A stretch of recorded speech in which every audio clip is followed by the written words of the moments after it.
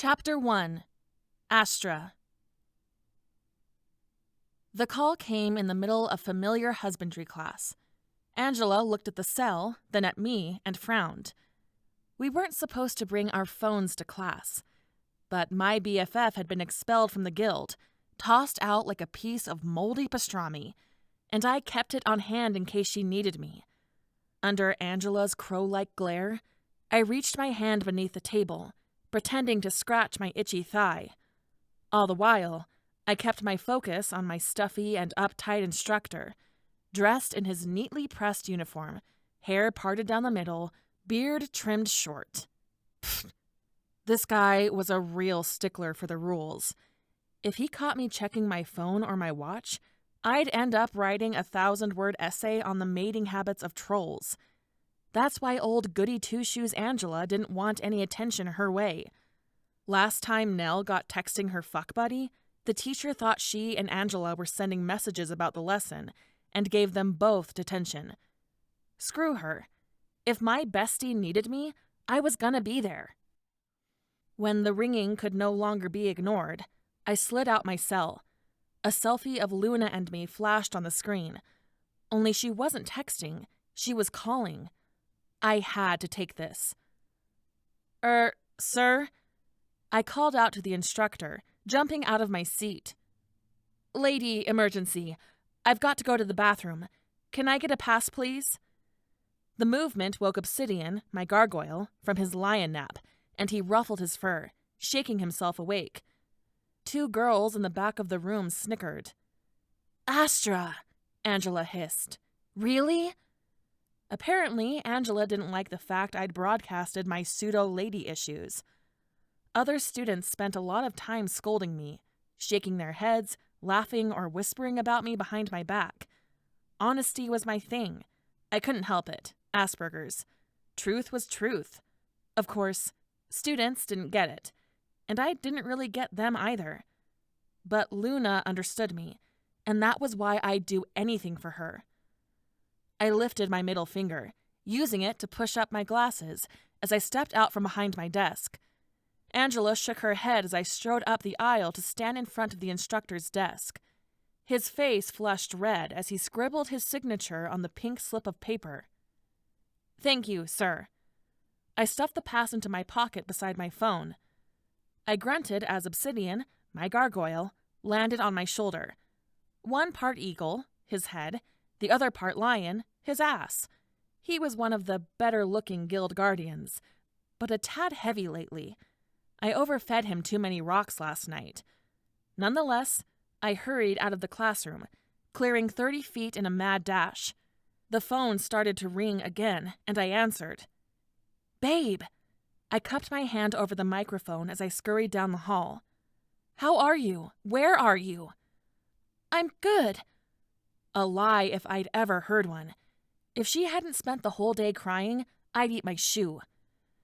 But I need your help. My grandparents are after me. Fuck. Damned snakes never gave up. Luna was the heir to the Serpent Brotherhood throne, the Guild of Shadows' enemy, who sought to control the supernatural creatures and words. We'd had a few run-ins with the snakes, an invasion of the guild, and they'd kidnapped Luna and our instructor Blaze. Luna's grandfather wanted control of her because of her power to control the Ganti, aka supernatural creatures. No, I'll dissolve the dirtbags, I hissed. Shit. My threat echoed down the stone hallways. Gargoyles perched on hooks sticking out of pillars turned to stare, their necks scraping from the movement. I scanned the space for any more instructors or students. Couldn't be too careful, especially with the gargoyles who tattled to the sentries about lurking students. No doubt someone I wouldn't want to would hear about this. Because Luna was my bestie, I was on the watch list. Eyes narrowed with suspicion everywhere I went. I hadn't helped her, hadn't gone to the Jinn world to enlist their army to defeat the serpents. And even if I had gone with her, threw my hat into the helper ring, it certainly didn't mean anyone should have been expelled. Just thinking about how they'd treated her made my blood boil. My body temperature scaled up a few degrees, and I exhaled some of the heat to cool off. A guy and his girlfriend emerged from an empty classroom, giggling, hands in places they shouldn't have been. The chick scowled, but her guy pulled her away. I checked over my shoulder to make sure they'd gone. "Babe." Luna's voice went tight and high. "I hate asking, but I really need to get a copy of something that will give me answers about my missing past."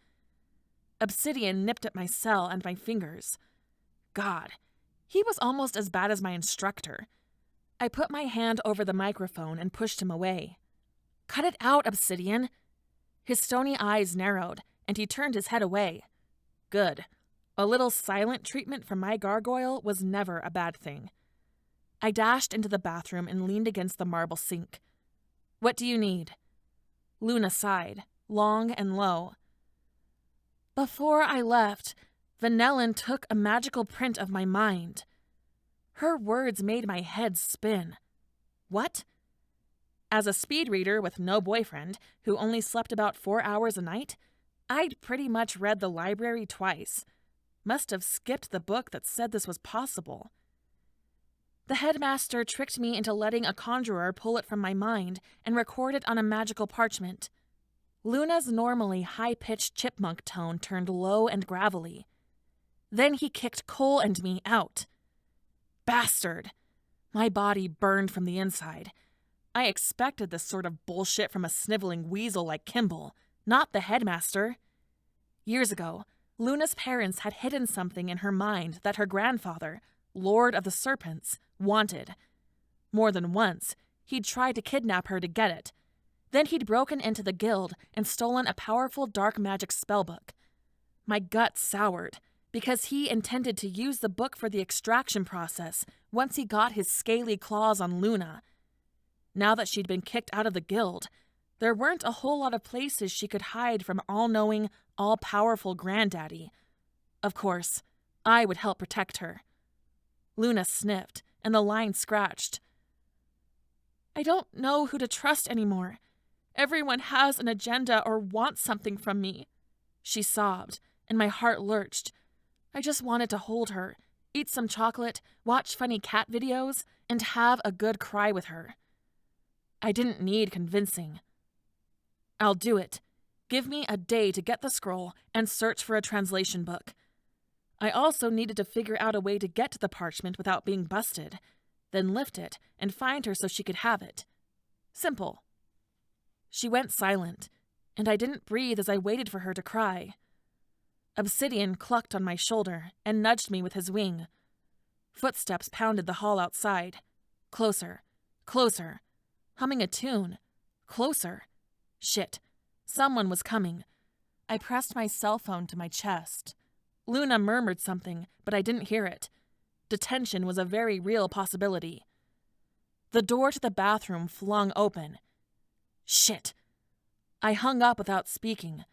She'd know we were taking chances by talking during school hours. She'd also know I'd call her tomorrow. I shoved my cell in my pocket. The girl who entered gave me some serious side-eye as I moved to the mirror, running my hands through my orange-streaked hair. I remembered the time I'd colored Luna's hair purple. Stealing a magical parchment from the headmaster was a little more serious than a bottle of hair dye. If I got caught... But the guild had turned Luna out, wrongfully. They were the ones who'd left her vulnerable to the serpents, the guild's enemies. Like I said, wrongfully. I stared as the girl closed the door to her stall. I turned back to the mirror. Damn, I was paler than usual. My eyes had lost their spark. Tension clenched my jaw and mouth. If I got caught stealing the parchment, I'd end up like Luna, out on my ass. I'd worked so hard at the guild. I wanted to become a Gildren or a Hadrian, but Astronomical didn't back out of anything. Maybe that was my problem. Chapter 5. Knox. "Look who it is! The Dream Team!" Devon's tone was sharp, dripping with sarcasm. My body tightened, and the tension hitched up a level as he and his team of dicks approached us in the hall. I'd just returned with my team from a mission, empty-handed because the vampire we were tracking had vanished. Tired from a 2-week stint, we just wanted showers, a few hot meals, and a soft bed. Last thing I needed was to have to deal with an asshole like Devon.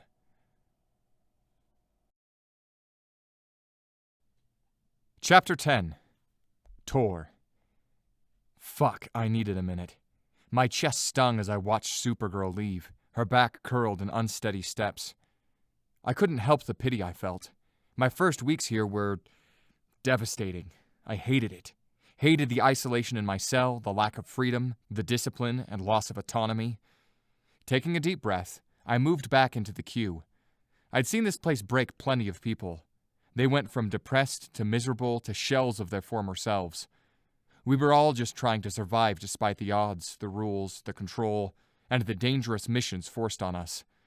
I pondered all this as I waited for my second turn in line to roll around.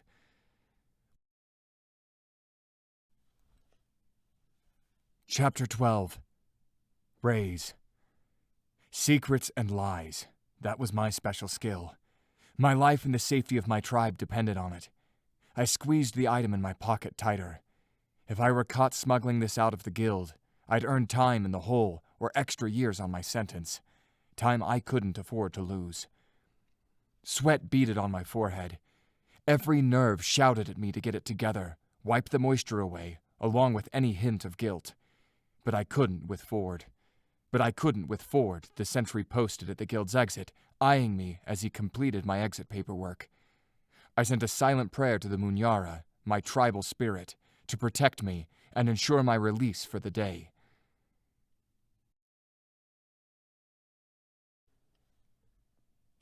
Chapter 17. Pascal.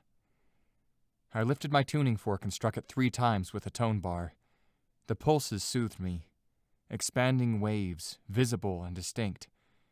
My sounds. I sent pulses in a circle, 360 degrees. Once, twice, 3 times. I needed to see what the music saw, feel what it felt. My frequencies hit all the structures within the cemetery, bouncing off them and returning to me, forming pictures in my mind. Distorted images of objects surrounding Ray's and I that I struggled to make sense of. I clutched the side of my head at the dull ache that never went away, even with Tylenol. The headaches were getting worse and interfering with my sonar abilities.